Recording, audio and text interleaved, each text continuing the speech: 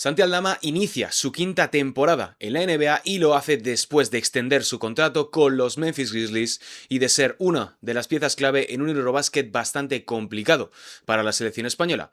Un año más, aquí en Gigantes del Básquet vamos a hablar con el jugador canario en esta entrevista con el jugador de los Memphis Grizzlies. Mi nombre es Sergio Rabinal y si te gusta lo que hacemos, dale like, suscríbete y déjanos un comentario. ¡Arrancamos!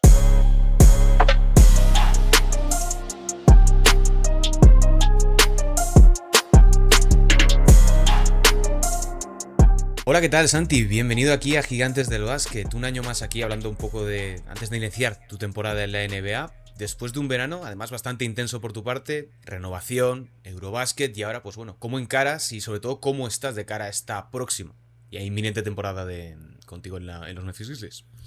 Bien, pues la verdad con muchas ganas porque bueno, tenemos un nuevo entrenador, un equipo bastante nuevo, yo creo que es el equipo que más ha cambiado desde que estoy aquí. Entonces con bastante ganas de empezar un estilo de juego rápido y diferente, así que a ver qué nos depara esta temporada. Claro, dices, bueno, nuevo entrenador porque apenas pudisteis estar con Tomás y Salo el final de la pasada campaña. ¿Qué ha cambiado de respecto a la filosofía o la dinámica que podía implementar Taylor Jenkins en todo el tiempo que estuvo previamente en Memphis? ¿Y qué cambia con el entrenador finlandés? Sí, yo creo que eso, el ritmo de juego es lo principal. Al final yo creo que el año pasado sí que intentamos meterlo durante la temporada, pero a otro ritmo. Mucho pick and roll y sobre todo sistemas muy sencillos, pero con una idea clara. Y bueno, al final el año pasado cuando Thomas estuvo a final de temporada, pues no pude completa, pero bueno, tengo muchas ganas de empezar ya y de que empiece la competición de nuevo. Un verano, como decías, un poco también de altos y bajos, renovación, después el Eurobasket. Luego te preguntaré un poco por la extensión y todo lo que ha ocurrido, digamos, desde un punto de vista más deportivo en NBA en tu caso, pero quisiera saber con qué te quedas del Eurobasket con España, ahora que ha pasado más de un mes desde que terminó el torneo, que fue un torneo duro para vosotros con la selección, donde quizá pues, no se cumplieron las expectativas que podíais tener vosotros o que se podían tener con el equipo, pero ¿qué lectura sacas tú a nivel personal de tu primer Eurobasket en última instancia? Sí, fue un resultado duro. Más allá de... Yo sí que pensé que igual con el tiempo mejoraría un poco, pero no. Es duro pensar en ello porque, bueno, al final nunca te quieres quedar en fase de grupos y menos de la manera en la que nos quedamos, que creo que no fue bajo nuestros propios términos, que eso como deportista siempre duele más. Pero bueno, al final creo que sí que tenemos un equipo muy unido, un equipo que va a estar muy bien, sobre todo de cara al futuro, pero también en el presente creo que tenemos jugadores de muy alto nivel y simplemente tenemos que buscar la manera, ya empezando desde las ventanas los que estén disponibles hasta los veranos que vienen, ver cómo maximizarlos y competir a tope y tener en mente que España siempre es una candidata a todo lo que se proponga. Decíais que no perdisteis en vuestros propios términos. Te quería preguntar por cómo gestionasteis todo el ruido que que se pudo dar después de esa primera derrota un poco inesperada contra Georgia, porque desde fuera, pues bueno, entre el adiós de Scariolo, las bajas, la importancia de ese partido, quizá pues no salisteis o no se esperaba ese primer golpe tan pronto, aunque fuese un grupo realmente duro, como luego se vio, porque Georgia pasa de grupos, Bosnia y Herzegovina también es un hueso duro roer, Grecia, Italia, etcétera. O sea, no era tan sencillo como en primera instancia podía parecer. Sí, sí, era un grupo muy duro y sobre todo siempre el primer partido suele ser el partido trampa que se llama, además contra un equipo contra Georgia que es un equipazo y lo teníamos claro porque bueno, igual a nivel de nombre no es Grecia, pero a nivel de juego son jugadores, tienen dos jugadores NBA, jugadores de ACB, bueno, MVP de ACB, jugadores de muchísima calidad y que juegan muy duro. Y salimos y francamente yo creo que ellos salieron más duros que nosotros. Nos pilló en ese vaivén un poco de adaptación a la competición y eso es algo que no puede pasar, no nos podemos permitir eso. Ujú.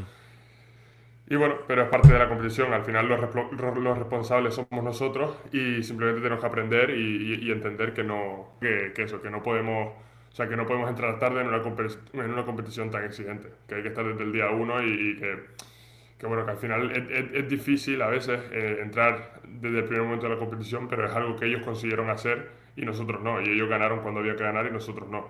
Entonces, simplemente hay que buscar la manera de hacerlo, pero como te digo, con el grupo que tenemos y las ganas que tenemos, yo creo que eso es una manera, o sea, una solución fácil para este equipo. Volvamos un poco a la NBA. Fuiste el primer jugador en inaugurar la agencia libre, al menos el primer tuit que salió de la cuenta de Sams. Pero te quería preguntar por cómo fue ese proceso de negociaciones con la franquicia. Al final no llegasteis a un acuerdo al inicio del pasado curso en octubre, pero fue muy rápido, al menos desde fuera se vio muy rápido todo ese proceso de terminar la temporada y rápidamente llegáis a una extensión de contrato, que son buenos términos para ti en lo económico y te garantizan un futuro, pero ¿cómo viviste de manera interna ese proceso de, oye, es mi primera agencia libre, pero tengo la confianza de la franquicia que me ha elegido para seguir formando parte del proyecto? Sí, bueno, lo primero que súper agradecido de tener la relación que tengo con la franquicia, porque al final eso te facilita mucho las cosas. Ellos querían que me quedase, yo me quería quedarme, entonces en ese sentido remueve muchas variables que pueden surgir en una agencia libre. También es verdad bueno, que entendíamos el mercado, la situación que se dio con otros agentes libres restringidos y no era muy favorable. Y como te digo, entre eso y la situación personal que tenía con la franquicia, pues para mí fue eh, una agencia libre muy fácil, pero también tengo que decir que siendo la primera es durillo, porque por mucho que todo estuviese relativamente claro, el estar, yo qué sé, desde que termina la temporada hasta el 1 de julio, Ujú. sin saber exactamente, o al menos oficialmente, dónde vas a estar, cómo va a ser tu vida el año que viene y tal, esa incertidumbre sí que es dura y el último mes sobre todo te diría que dormir era más difícil de lo habitual. Claro, yo te iba a preguntar por eso, porque al ser agente libre restringido, con todos los casos que hemos visto de Kuminga, de Giddy, de Cam Thomas, de Quentin Grimes, en tu caso, parece como extraño que fuese tan rápido, pero luego lo que comentas, probablemente las 3 semanas previas antes de que se abriese el mercado o que los equipos pudieseis negociar con vosotros, tuvo que ser realmente tenso, porque aunque tú te fíes de la palabra de la franquicia y de tus agentes, en cierta medida tienes esa duda de fondo que puedes decir, bueno, igual pueden cambiar de opinión y tengo que buscar otro escenario. Al final tenía hasta que no es oficial, no la tienes al 100%, porque siempre existen mil situaciones que se pueden dar. Para mí fue más sorpresa el hecho de yo llegar a un acuerdo y que el resto de agentes libres restringidos no lo hiciesen. Entendía la situación del mercado, pero sí que pensé que iba a ser algo un proceso un poco más limpio, porque suele ser así. O sea, los agentes libres restringidos suelen eh, renegociar con su equipo, es lo que pasa en el 90% de los casos. Pero por lo menos es la ilusión de la primera vez que vas a un equipo y tal. Esto, aunque sí tenía certeza, ¿no?, de que iba a estar por aquí, la cosa era la situación que se iba a dar. Y la verdad que muy contento con cómo salió. Totalmente. Y antes mencionaste que habéis tenido un verano de muchos cambios en la plantilla, caras nuevas, Talleron, KCP, llegó Cole Anthony, luego se fue. También tienes muchas lesiones de las cuales luego te preguntaré un poco, pero bueno, en definitiva has conseguido refrendar tu compromiso con Memphis y te quería preguntar sobre qué sensaciones tienes de lo que se está construyendo en Memphis, teniendo en cuenta también todo lo que ha pasado en los anteriores años, entre lesiones, problemas, cambios, la salida de este último verano de Desmond Bane, que había sido una pieza fundamental al interno del equipo. Sí, yo creo que es no sé qué palabra utilizar, pero sí como un cambio de dinámica, por así decirlo. Lógicamente Desmond era un jugador súper importante para nosotros, a nivel de juego, pero también a nivel de vestuario. También creo que el hecho de que él salga y entren otros jugadores, pues eso, un poco, igual un cambio de chip, un cambio de situación para el equipo. Pero sí es verdad que llega alguien como KCP, que ha estado en dos equipos que han ganado anillos. Llega Talleyrand, que ha jugado su mejor temporada hasta el momento. Jock Landale, que lleva 5 años jugando y tiene mucha experiencia. Lógicamente, que va a tener un rol avanzado ahora al principio, por lo que estábamos hablando de las lesiones. Entonces, yo creo que más que nunca hemos añadido jugadores de experiencia, jugadores que saben de qué va la liga. Y esto sumado a un sistema nuevo, creo que puede ayudar al equipo a, sobre todo al principio, rendir en situaciones de desventaja como las que tenemos ahora.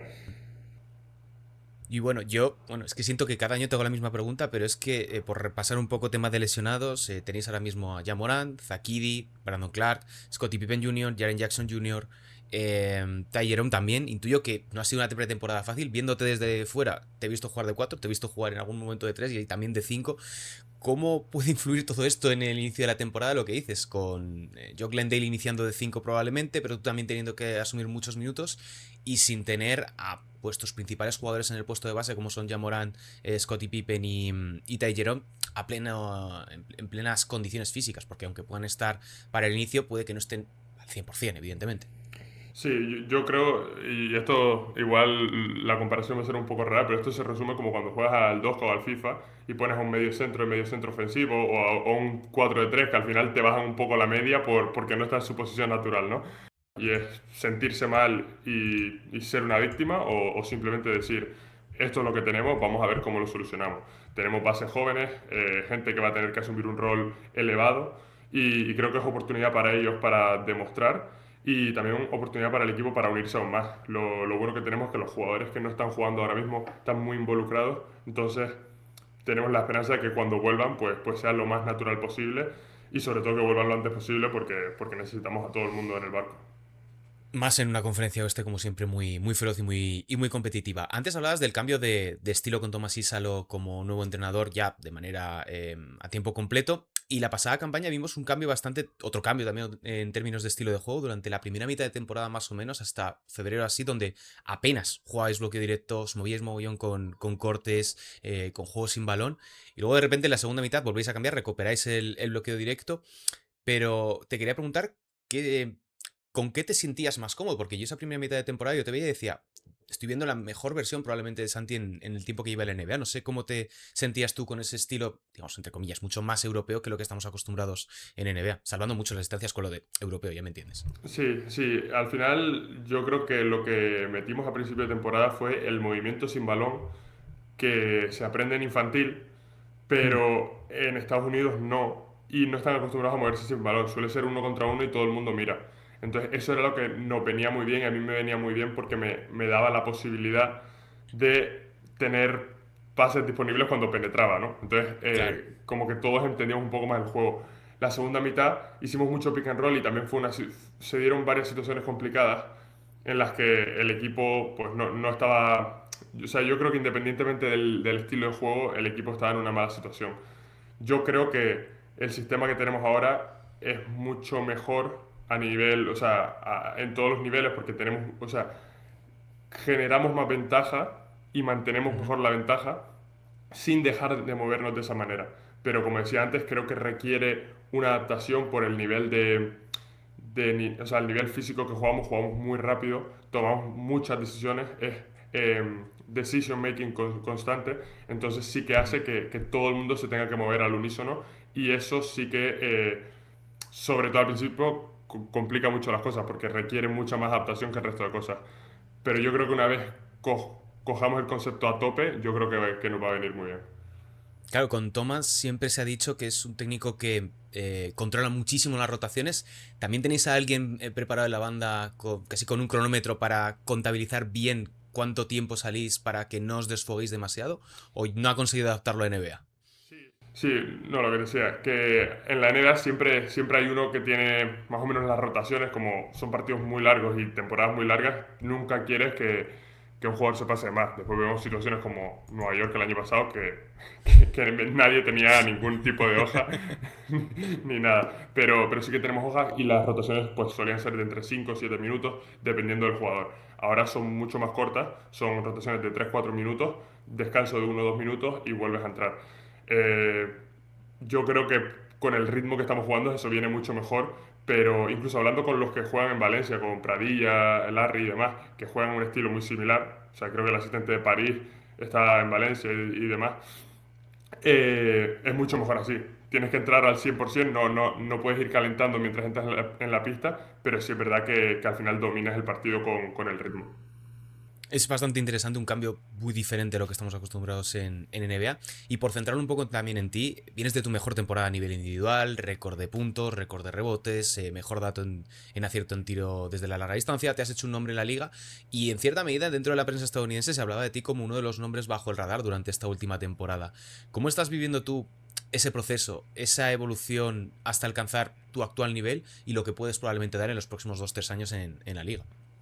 Sí, obviamente contento, ¿no? Porque vas cumpliendo objetivos, vas mejorando en la liga, que al final lo que quieres hacer, hasta el día que llegas y ganas un anillo. Eso para mí es el objetivo máximo.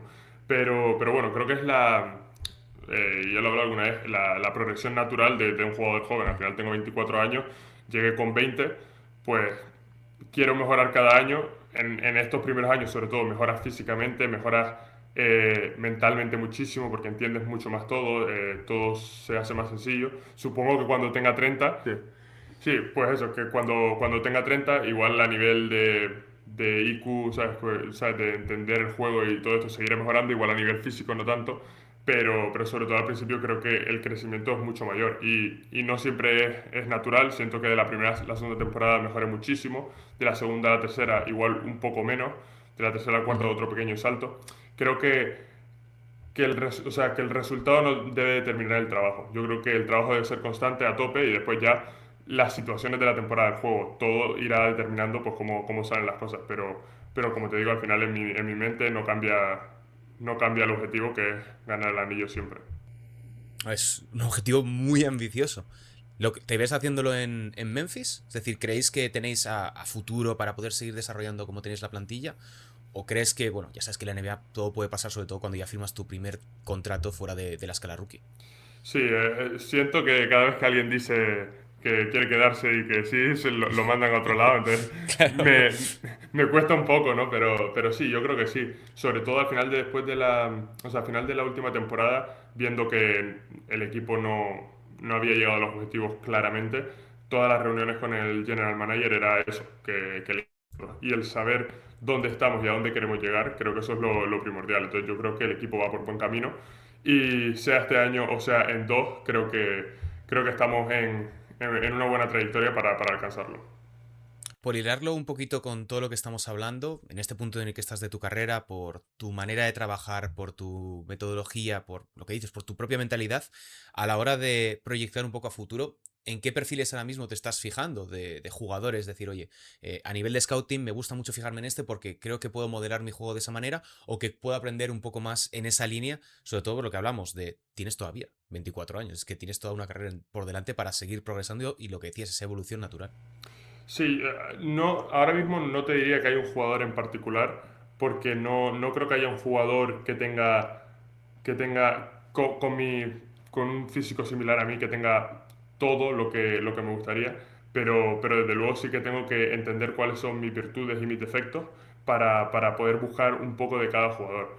Y al final hay jugadores de 7 pies que tiran, eso es algo que existe ahora, pero tengo que buscar la manera por ejemplo, Luca, que es alguien que no es el más rápido, encuentre la manera de sacar ventaja. Entonces es algo en lo que me fijo yo. Lógicamente, mi juego y el de Luca son completamente diferentes, pero sacar la ventaja sin esa explosividad y rapidez es algo en lo que yo me puedo fijar porque es algo que me viene bien. No tendría sentido que me fijase en Ja Morant porque su nivel de explosividad y salto es incomparable al mío. Entonces, bueno, buscar pequeñas cosas que hacen los jugadores, desde eso hasta cómo reciben el balón para poder penetrar y tirar a la vez, para hacer tu tiro mínimamente más rápido, siempre buscando pequeños detalles que puedes ir trabajando poco a poco y al final un detalle insignificante que trabajas todos los días durante un año marca la diferencia.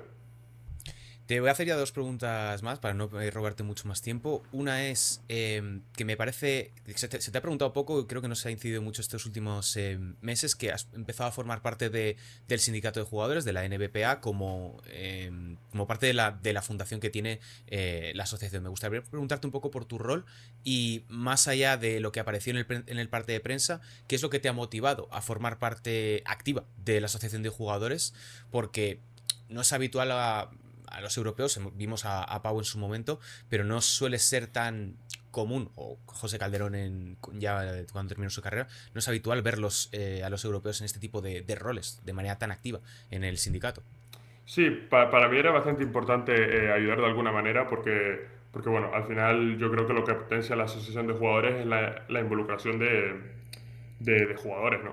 O sea, al final yo creo que si desde el sindicato se ve que el jugador está hiperpendiente, creo que es algo positivo y creo que con mi experiencia por ser europeo y la liga cada vez ser más europea, creo que puedo dar mi punto de vista en muchas cosas. Empecé y sigo siendo team rep, ¿no? Que es como el representador del equipo en votaciones y demás y un poco el que pues ayuda a los compañeros con cualquier situación que puedan tener. Y se me ofreció estar en la fundación, que bueno, el rol es básicamente aprobar presupuestos y un poco ver cómo ayudamos a diferentes causas, que cada jugador pues tiene su causa propia que envía a la asociación y vemos. Y después causas globales pues, que la NBPA hace por su cuenta o con un grupo de jugadores de un determinado sitio. El año pasado no estaba en la fundación todavía, pero cuando ayudamos por el tema de la Dana, pues la verdad que fueron súper eficientes y alguien aprobaría ese presupuesto. Entonces para mí era la motivación de poder ayudar de alguna manera, que al final durante la temporada pues siempre estás jugando y parece como que no hay más vida que el baloncesto y el poder buscar algo en lo que yo pudiese estar comprometido para ayudar de alguna otra manera pues era importante para mí. No, es súper interesante por lo que dices, te permite también empezar a explorar otras vías y tener más contactos dentro del mundo de la liga, que siempre es importante, sobre todo de cara al futuro. Te voy a lanzar una última bastante sencillita, que es ¿cómo te gustaría estar o hasta qué punto te gustaría llegar dentro de lo que hablábamos de ser un poco realistas cuando termine la temporada con Memphis, en abril, en mayo, en junio? Dios sabe si sois campeones o lo que sea, pero ¿dónde te gustaría estar, tanto desde un punto de vista más abstracto como algo más concreto? A ver, es que por mucho que intentemos ser... Evidentemente quieres ser campeón, eso Sí, ya lo sé. eso, o sea, eso a nivel de equipo yo creo que tenemos que ser un equipo contra... O sea, si acabamos la temporada y yo tengo compañeros de otros equipos que dicen, vaya putada era jugar contra ustedes, yo creo que eso tiene que ser satisfactorio porque jugamos muy rápido y yo creo que si llegas a ese punto, que pasaba con Houston el año pasado, que no quería jugar contra ellos, son equipos que después suelen tener bastante éxito. Obviamente Houston perdió en primera ronda, pero fue un equipo que perdió en primera ronda como que podía haber llegado a finales de conferencia y a nadie le hubiese sorprendido. Ujú. Entonces yo creo que ese tiene que ser un poco la visión que tenemos que tener. Pues Santi, muchas gracias por tu tiempo, por pasarte por aquí por Gigantes del Básquet. Te deseamos muchísima suerte para esta temporada y para lo que resta de tu carrera y ojalá que podamos hablar próximamente. Perfecto, muchas gracias, Sergio.